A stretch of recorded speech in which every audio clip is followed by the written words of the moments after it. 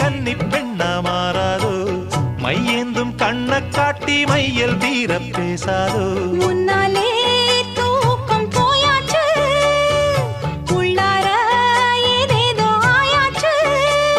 நான் ஏரிக்கர மேலிருந்து 8 திசை பார்த்திருந்து ஏந்திழைக்கு காத்திருந்தேன் காணல்ல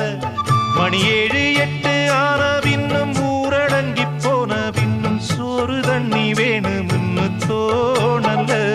என் தெம்மாங்கு பாட்டை கேட்டு தெங்காத்து ஓடி வந்து தூதாக போக வேணும் அக்கறையில நாம் உண்டான ஆசைகளை உள்ளார பூட்டி வச்சு திண்டாடி நிக்கிறேனே இக்கரையில